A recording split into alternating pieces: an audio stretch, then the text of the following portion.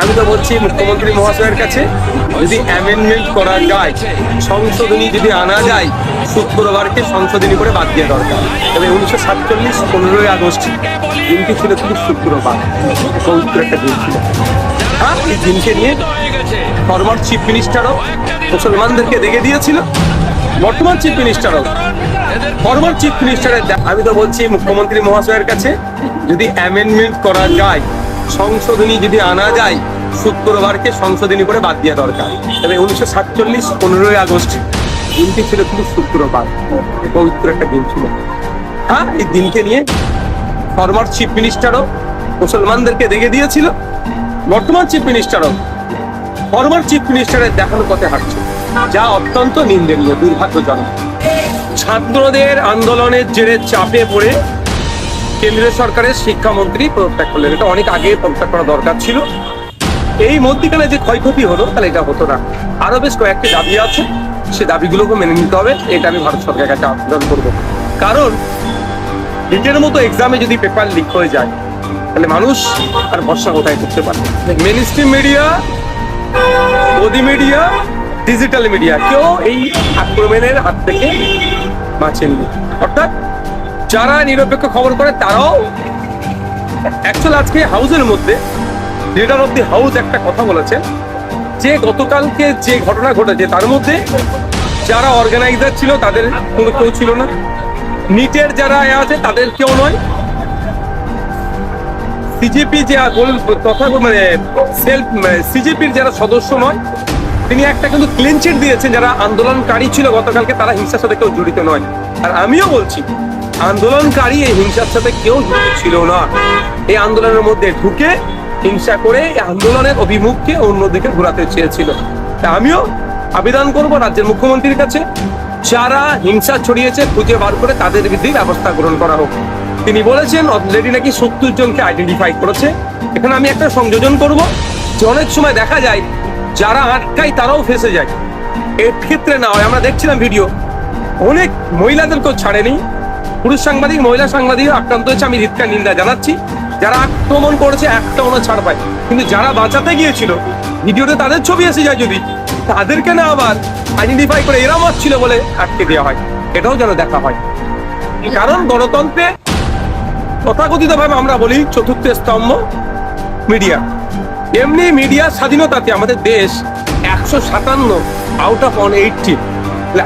আমরা এত বৃহৎ গণতন্ত্রের দেশে বসবাস করছি, পৃথিবীর সব থেকে বড় লিখিত সংবিধান আমাদের কাছে আছে, আর আমাদের দেশের সাংবাদিকরা আক্রান্ত হবে, এটা মোটেও কাঙ্ক্ষিত নয়, কাম্য নয়, এটা বন্ধ হওয়া দরকার।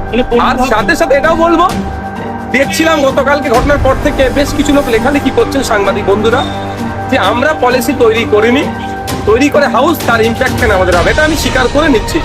কিন্তু আমি এটাও বলবো আপনাদেরকে, আপনারা যে হাউসের আন্ডারে আছেন তাদেরকেও বলুন সংযত হয়ে পলিসি তৈরি করা।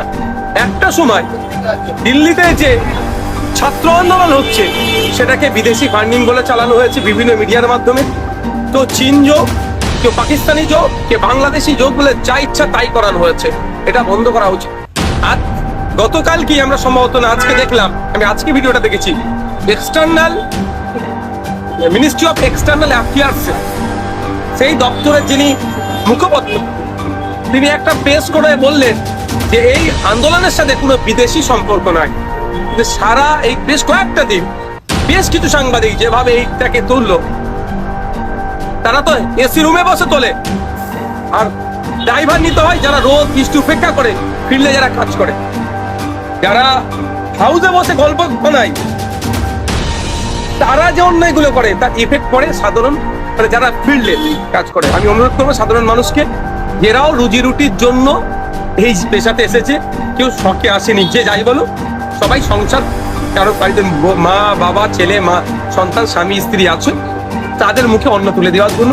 সুতরাং এরাও আমাদের প্রতিবেশী, এরাও আমাদের পরিবারের একটা গুরুত্বপূর্ণ সদস্য। রাগ ক্ষোভ থাকতেই পারে, তার জন্য এদেরকে শারীরিকভাবে হেনস্থা করা মোটেও কাম্য নয়। অনুরোধ করবো এটা থেকে আমরা বিরত থাকি। দেখুন, সবাই তো রাজনৈতিক দলের নেতারা চাইবে রুটি শেখার, এটা অস্বীকার করার কোনো জায়গা নেই। আর আমি এগুলো বলে ফেলি বলে আমার উপর সবার রাগ। সবাই রাজনীতির রুটি শেখার জন্য চেষ্টা করবে, আর প্রত্যেকটা আন্দোলনের পিছনে রাজনীতি আছে। আপনি যদি মানে রাজনীতি বিহীন কোনো কিছু জিনিস নাই, দাদা এবার এটাকে আপনি যেমন ভাবে নেবেন।